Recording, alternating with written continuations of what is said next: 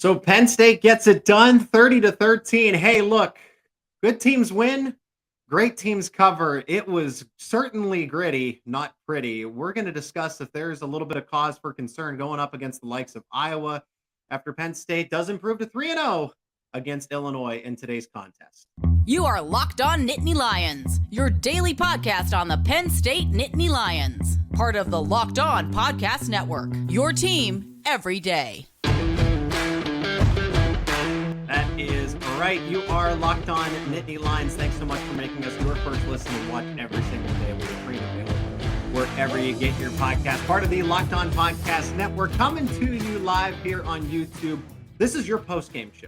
We want to hear from you, whether that's about Illinois, Iowa, any of the upcoming games, because now Penn State, at least it looked like they were in a really good position to go up against the Hawkeyes of Iowa. But now we're here after an Illinois game that they showed they pushed back quite a bit against the Penn State Nittany Lions. We're going to jump into all of it. Zane Bransfield is going to be joining me on the show as well. Today's episode is brought to you by FanDuel Sportsbook, the official sportsbook of Locked On. Now new customers can bet just $5 and get $200 in bonus bets guaranteed. Visit FanDuel.com/LockedOn today to get started. Let's open it up here with Penn State and Illinois. So that is that first takeaway, is the gritty, not gritty. Okay, the offense had trouble getting it going. The defense, some days, okay, Penn State is going to get into a situation where the defense is going to be giving up maybe 30, 40 points. Let's hope that doesn't happen, right? I don't want to see Penn State have 40 points put up against them. But Ohio State and Michigan do come to mind when you think about it. And Maryland is probably going to be tougher. I would say probably in the 30-point range, unless the defense is really able to step up. But I don't know if it was the road jitters. I don't know if Penn State was looking ahead towards the Iowa game, because Iowa right now is a lot better than Illinois. And don't get me wrong, college football athletes, and you see it in the pros as well, that Penn State was certainly in a position to look ahead to the whiteout game. The Hawkeyes are supposed to be the Big Ten West team. They're supposed to represent that side of the conference in a Big Ten championship. So Penn State, yeah, it's the 1-0 mentality, but man, don't try to sit back and tell me like Iowa is not a more high profile game than Illinois. But you got to take care of business in the game in the week that you're in. Okay, Illinois played well. If it wasn't for 5 turnovers, they played scrappy. They played good for where they are, because Kansas obliterated them. Illinois was playing far from behind. That game was out of reach. The only reason it was 34-23 was because of garbage time. And then they went up against Toledo. Toledo's a very good MAC team. I'll give them that. And Toledo, frankly, should have won, which led me back to sit and say, okay, Penn State is going to have its way with Illinois. And defensively, they did. Offensively, the problem wasn't Illinois' offense, okay? The problem was Illinois' defense. Kansas was able to break off. Their running backs were averaging 10 yards per carry. And I thought that Penn State, given that they'd be up by a lot of points, they did lead 30-7 at one point, but there were times where I sat back and I said, Penn State needs to be ahead by more than what they are. You were +3 in the turnover margin after the first quarter, and the score was only 13-0. This game should have gotten out of hand. Illinois' offense does commit a lot of turnovers, but they can move the football. It's the defense that has no business stopping anybody. Toledo ran all over them, scored 28 points. A MAC team, may I remind you, that game was 30-28. Illinois had to come from behind. The Jayhawks put up 34 points, no problem, and they were so effective of running on the ground. This should have been a Nicholas Singleton, Katron Allen type of day. The offensive line should have had their way with the way that Illinois is so committed to man coverage. They have extra defensive backs out there, but that extra defensive back is committed to stopping the run. At least they were this time around. They ran single high safety. So Penn State, it really should have been a situation where it was pick your poison, and the ground game, you want to start and finish with that. Now, the difference here for this Penn State team, what they would have had problems closing it out a couple years ago. 2021, we saw that, right? With 9 overtimes. But the difference between other Penn State teams in the past and this year's Penn State team is the fact that they are able to close these games out. They can dictate time of possession. They can control the pace of the game. and they can just grind it out. Illinois' defense essentially collapsed because of how long they were on the football field. Even though Penn State, yes, in the third quarter, there were some quick 3-and-outs, but over the course of that game, and the turnovers by the offense certainly didn't help the Fighting Illini. But Penn State just kept extending drives, extending drives, extending drives. And then Penn State would shoot itself in the foot with stupid penalties. I was really shocked with the way that Devon Ellies and Keandre Lambert-Smith, of all guys, would really allow Illinois to extend its drive to put Penn State in a 3rd and 18 situation when they were really driving the football. So the defense saved the day. 5 turnovers, 4 interceptions. You take the entire confidence away from what Illinois is trying to do offensively, because at times they were able to move the football. I am concerned about the fact that Penn State did fall asleep periods of time in the game. Arm tackles, veteran players, to see Keaton Ellis, linebackers just whiffing on Illinois players. This Illinois offense is not good. Luke Altmaier is a poor decisive quarterback. He makes poor decisions. Good athlete. He can run. Him getting banged up in the middle of the game, I'm not going to sit here and say like, oh, well, thank goodness he was hurt. Thank goodness he got injured. That's not what I'm here to say. I don't want to see anybody get hurt. Believe me, I was sweating when Drew Allar hit his hand on Johnny Newton's helmet. And Johnny Newton was a problem from start to finish. And they left him in the game for a long time. I would have taken him out. That is an NFL player that you saw on display here on Saturday for Illinois. But Altmaier not being 100% definitely helped Penn State defensively. There wasn't that threat of the run anymore. Illinois had a solid game plan to start horizontally, spread Penn State's defense out, use Luke Altmaier's legs to your advantage. I was impressed with not necessarily Josh McCray, but Reggie Love had a decent day on the ground.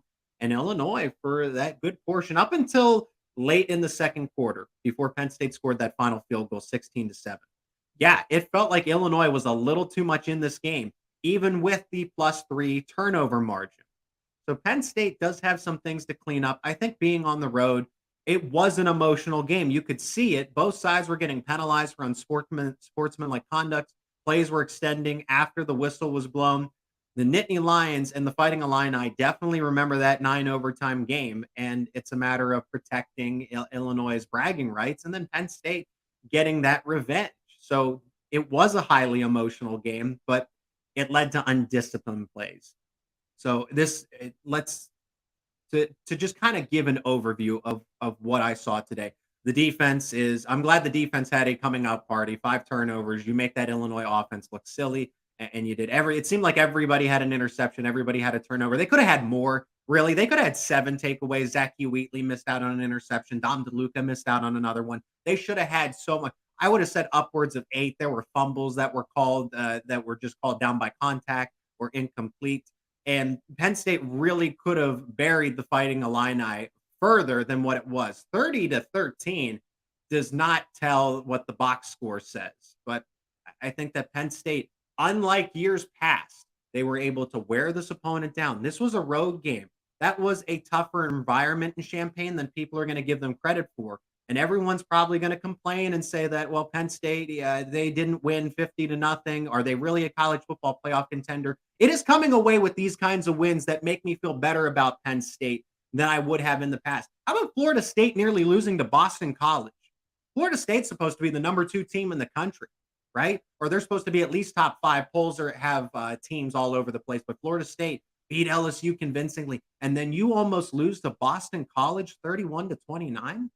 Penn State didn't have that issue. They were in control late in the third quarter, and that's what you wanted in a road environment. So I don't sit back and say the time is to hit the panic button about Penn State. Sure, there's things they need to clean up. Don't commit those penalties. Capitalize more on those turnovers. Play calling was questionable at points in time. You're at the T formation. T formation works almost every single time, at least it feels like. Illinois did very well against defending the run. The run game's got to get it going. I really don't know what's going on when you have 2 first-round picks in Nicholas Singleton and Katron Allen, and those guys aren't able to just maximize their abilities, their talent. The offensive line, the wide receivers, there's specific plays that I take away from that game, and I'm trying to figure out why isn't Singleton breaking off the run? Yeah, he had the touchdown. Katron Allen was able to break his way through the line of scrimmage, shoulder some defenders, and really had to do extracurricular stuff to get some bigger plays. But it wasn't you look at the wide receivers, you look at the additional blocking, the double team, and then you peel off from the line of scrimmage from the offensive line, and they are just they're not getting off their blocks. Wide receivers aren't doing enough to block for Penn State. And that's why the tight ends, everyone's saying tight ends aren't utilized enough. That's very true because they haven't been able to go out wide and be pass catchers because the blocking's just not what it is. So don't criticize Singleton and Allen if you're thinking that. Be critical of the offensive line and more so of the wide receivers as well, because the wide receivers aren't doing their assignments. And it's why Penn State has to dial it back in with what Mike Yurcich really wants to do. More 3 wide receiver sets. Tight ends go out and catching more passes. Tyler Warren had a touchdown catch. Theo Johnson did have some plays. Nicholas Singleton was the leading wide receiver today, oddly enough. But when you get him in open space, look what he can do with the football. We saw more of that 22 personnel where 2 running backs are on the football, whether it's 21-22, it doesn't matter. 2 running backs were on the field at the same time, Singleton and Allen, and there was that fake to Allen and that dump off to Nicholas Singleton in the flat. And I'm like, that is textbook. So the everydayers knew that one was coming, and they broke it out today. You're going to see that more against the likes of Iowa. You're going to see that definitely against Michigan and Ohio State, where Penn State is going to add more wrinkles. Illinois had to do so much to remain competitive in today's game, from a scheme standpoint to hide stuff on film. And for Penn State, on the pregame show that I did as solo, if you watch the preview, okay, the score wasn't right. I get that. But Penn State did cover. They did win, right? And they took control late in the game, and you never had to look back. For Penn State, they could run the same base offense and not do anything additional, go on the road against a Big Ten opponent that was up for this game and still came away with the success that they did. Penn State didn't do anything crazy. They didn't reinvent the wheel. For the Fighting Illini, for Brett Bielema, they had to. They had to do so much additional stuff away from their traditional game plan just to remain competitive. And that's the difference between Penn State teams in the past and why they are a college football playoff contender. So they win 30-13. That's the overview of it. We're going to have more specific takeaways. The defense, we're going to start with them because they're overall, they're the MVP. It was huge to get a guy like Daquan Hardy back. Keziah Izzard played a lot. So I'm glad those guys are healthy. Zane Bransfield is waiting behind the scenes. He's going to join me in the upcoming segment. Let's hear from one of our sponsors on today's episode, and that is Athletic Brewing Company, because we're going to have a game changer from the performance between Penn State and Illinois, 30-13, as I mentioned, because Athletic Brewing Company is changing the game when it comes to non-alcoholic beers. That's right. You get the tastiest beverages that are non-alcoholic. So brews, IPAs, everything, you name it, from Athletic Brewing Company. And Penn State the game changer was the defense. Okay. I could pick out Daquan Hardy, the pressure in the face, Abdul Carter, really anybody else. I'm going to give it to Daquan Hardy just because first game back, he gets an interception. Johnny Dixon had one as well. You could pick anybody on the defense, but like Penn State's defense being a game changer today against Illinois, Athletic Brewing Company is your game changer when it comes to non-alcoholic beers. So now take advantage of this offer, because there's 50 styles of craft non-alcoholic beer, including IPAs, golden sours, and more. And with Locked On, you can go visit Athletic Brewing Company's website and use the promo code Locked On for 15% off your first order at athleticbrewing.com. Near beer, exclusions and conditions apply. Athletic Brewing Company, fit for all times. Locked On Nittany Lions is your go-to podcast for HappyValleyInsider.com. Penn State rivals will have the recaps, analysis for this game, and previews of Penn State and Iowa, because now it's all about Iowa, 1-0, 1-0, 1-0 as they move on. And let's welcome in Zane Bransfield to open up segment number 2. And Zane, it's a win. A win's a win. Gritty, not pretty. I want to start off with the defense here, because Penn State, the 5 turnovers definitely helped, to say the least, Zane, about this. So when you watch that game, even if Penn State doesn't get the 4 interceptions and the 1 fumble, did they still win this game in this kind of manner? Or did the turnovers really bail them out today? I don't think the turnovers really did that much, because if we really watch the game back, they got the turnovers, but it wasn't like we really capitalized or scored many touchdowns off of them. So I think it was just it was good. It looks good on a box score, but I don't think that really changed the game as much as what people think it did. Yeah, at Penn State, I mean, just at times, really, The offense is the concern, the struggles, and we see your comments and we encourage you. So I'm going to save this one when we move into the third segment because it is about the offense. We see your comment, Chris. I want people to share their thoughts in the chat because this is your post game show. We want you to have the conversation with us. Defensively, at times they were a little lackluster tackling. It was that drive down the field when Penn State's up 13-0.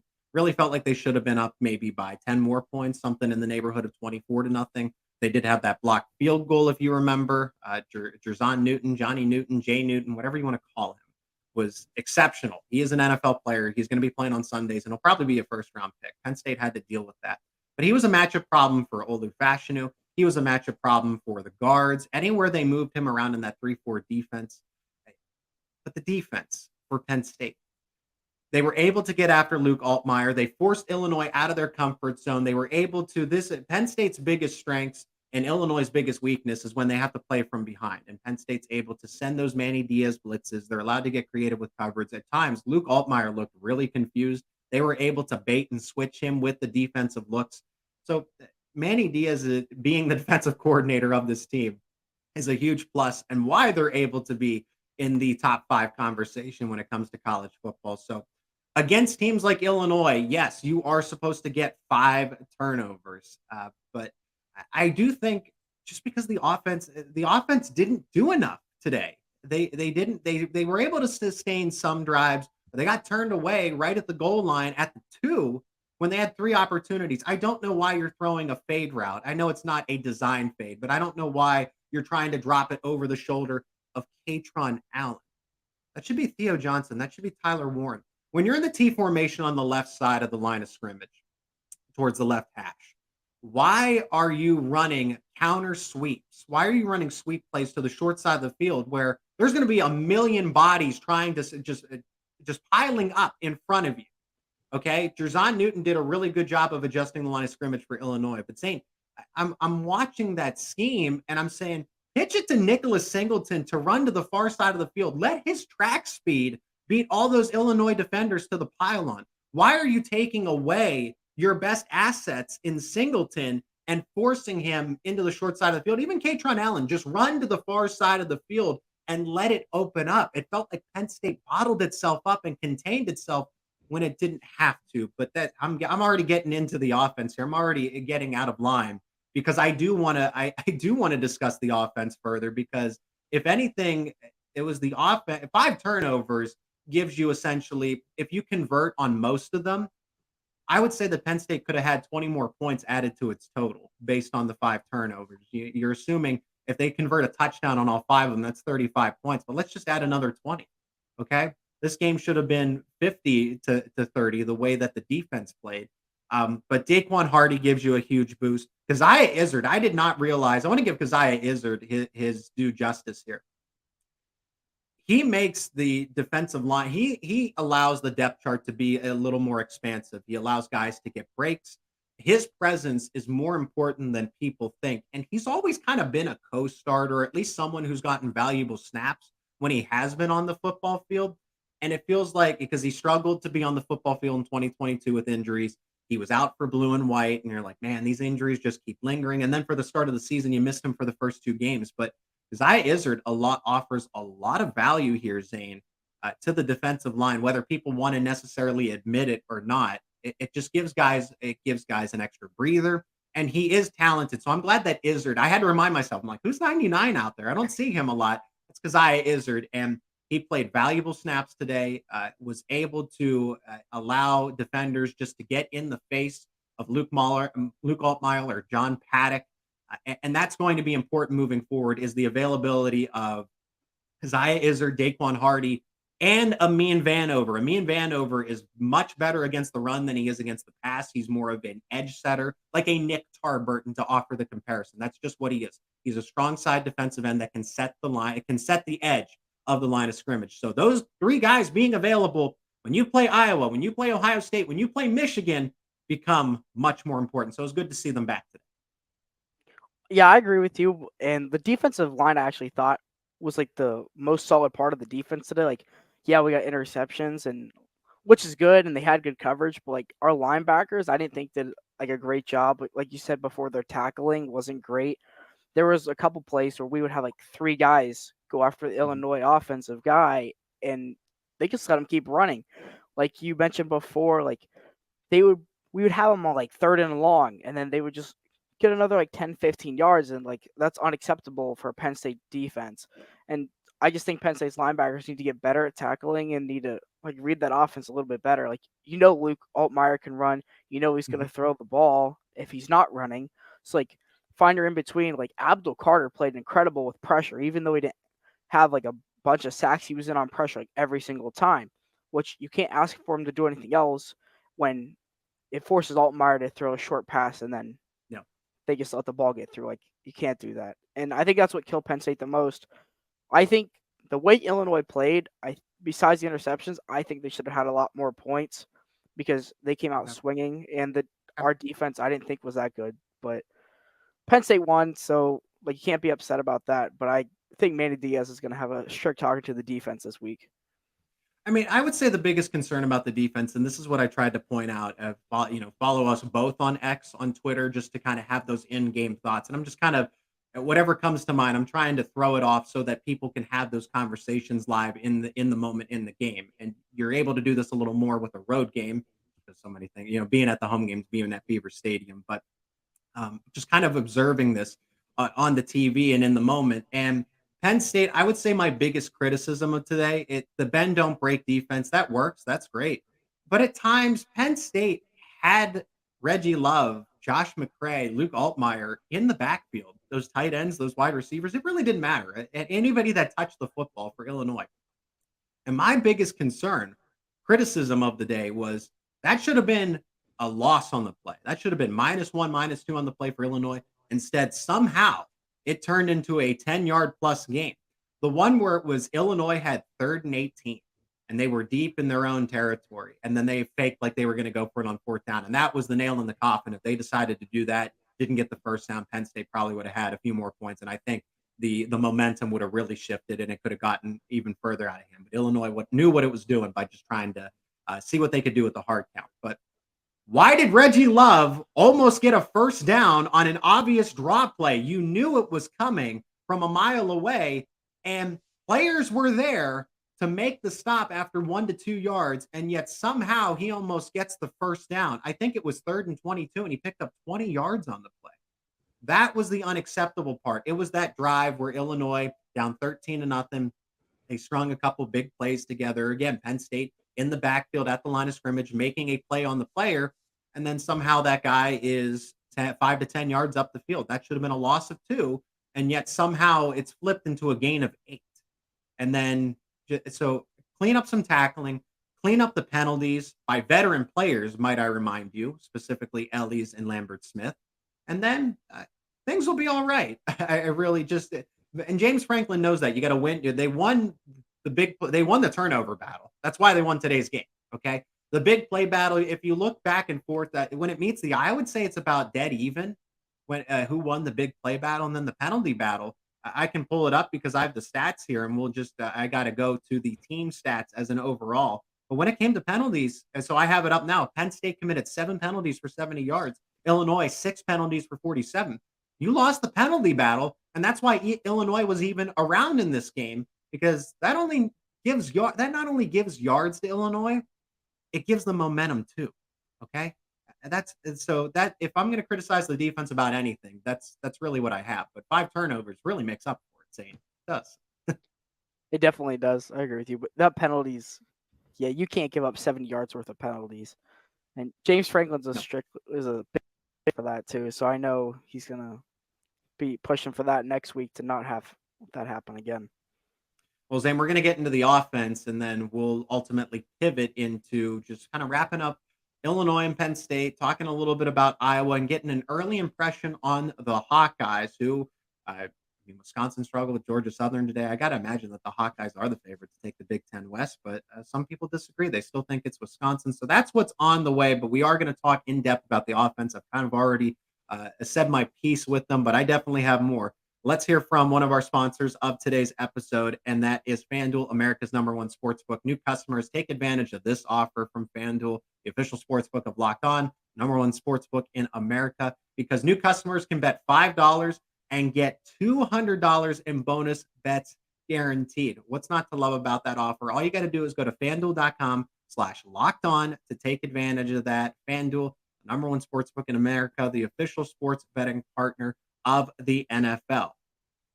And Locked On College Football Kickoff Live appears every Friday from 11 a.m. to 1 p.m. Eastern Time. I was a special guest on the show. You can check out that segment on the YouTube channel, wherever you get your podcast. And I'm glad it wasn't so much focused about a preview between Penn State and Illinois. It was understanding why Penn State was a college football playoff contender. So go check out that segment. It's about 10 minutes to get a better understanding of why Penn State is a top 4 team in the country. I know it didn't look pretty against Illinois, but 30-13, it is these kinds of games where you have to win ugly to keep preserving that undefeated record. 2-3 years ago, Penn State doesn't close out this game necessarily. This year, you never had to worry about it. Maybe the cover was in doubt, right? Good teams win, great teams cover. But other than that, once the end of when we got towards the end of the third quarter, I knew it's completely out of reach for Illinois to try to make a comeback in this. So you could kind of just sit back and say, well, Penn State won, but now where do you go from here? And that's where we are. The offense. So we have plenty of comments coming in. Let's start with Chris, and I hope people were patient. This offense is one of the most loaded offenses in the country in terms of talent, and it's frustrating to me that it's not being utilized. Chris, appreciate the comment, and let's get the conversation started that way. The offense looked rough, same. That's pretty much says it all. Keandre Lambert-Smith was underutilized. I don't know if the penalty affected him in terms of mentally. Where was Trey Wallace in all of this, right? I feel like Penn State didn't have Trey Wallace not being available. It just in the middle of the game really hindered a Penn State offense. And then Nicholas Singleton's your leading wide receiver. So what's going on here? That the Drew Allar missed some passes. I missed Theo Johnson wide open in the end zone. The aerial attack and the ground game, they have a balanced offense. So I'm glad Chris brought this up, but it was frustrating to see them work. But again, they were able to grind the Illinois defense to a halt and just tire them out, which worked on a day like today. Honestly, I don't think it was just as much about like the receiving end of the offense that was struggled. I think the biggest thing was the blocking, because like blocking in general, like either Drew Allar didn't have time to make a good read, because I thought his reads were pretty poor today, like overall, despite like even though having like 48% completion, but also like even the wide receiver blocking like was ridiculous. And like that one play that Katron Allen was going up, he was at like the 5-yard line, and JB Nelson decides to run into him. Like, what in the world was going on there? And there was just other blocking plays. Like, no wonder Nick Singleton and Katron Allen couldn't get any yardage, because the offensive line couldn't open up any holes. There was a couple plays they should have probably bounced it back outside, but they just didn't have time to, or just didn't see the hole. And they couldn't even get many yardage. Like, having neither of our running backs to get 100 yards is crazy, because they're both talented enough to do that. But, like, yes, the offensive line, they're big, they're strong, but a great offensive line in the Big Ten is going to be able to know what offensive plays they're running and be able to push one side or the other and make gaps for their running backs. And Penn State offensive line, like, yeah, it looks good on paper, and like guys like JB Nelson, Hunter Norzad, and Olu Fashanu, obviously, but if you can't make a hole or block for your running backs, or give Drew Allar just that other like half second to make that good pass, like, I think you're failing in that sense. And even like when the wide receivers get down the field, if a guy's going to catch the ball, the other wide receiver should be blocking for him to get that other, like that extra run after catch yards. Like, you got to figure out that blocking scheme. But if you're going to win the Big Ten, that's your first thing you got to work on. Well, I'm wondering what the biggest issue is. And here's another interesting comment. The run blocking isn't getting any better. They're wasting Singleton and Allen. Well, the run blocking certainly isn't getting any better. I feel like Jerzon Newton and Randolph, the law firm for Illinois, right? That's what they've done, dubbed themselves. They did a great job today against Illinois, against Penn State along the line of scrimmage. Olu Fashanu at times looked, I don't know. That's a top 5 franchise tackle, right? That's supposed to be. You can have bad games, right? Okay, Olu Fashanu, and you can even have bad plays, but those bad plays were occurring a little too frequently for the offensive line.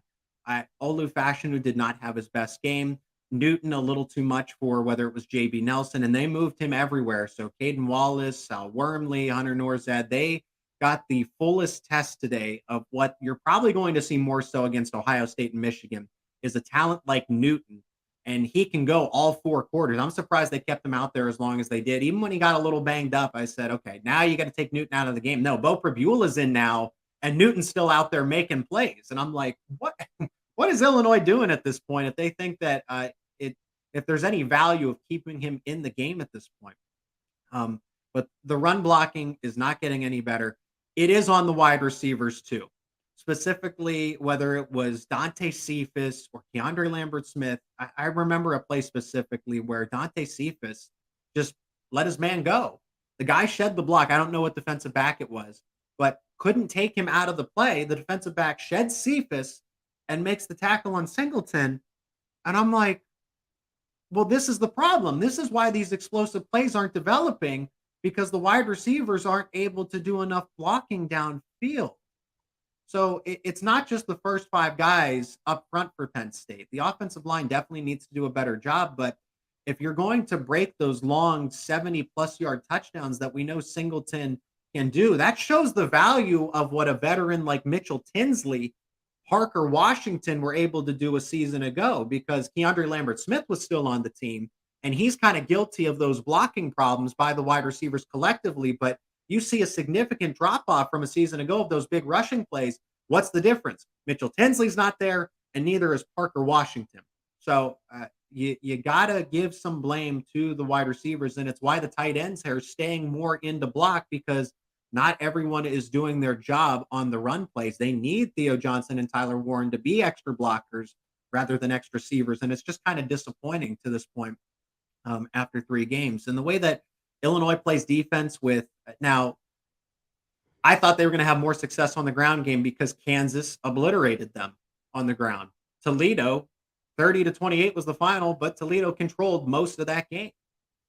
Why couldn't Penn State have had that success the way that they did? But it is because the ground game is just not doing what it's supposed to do. So don't put it on Singleton and Allen. They are doing everything that they can to try to get into open space. But Penn State fans, and we're just going to have to be patient about the development of the ground game.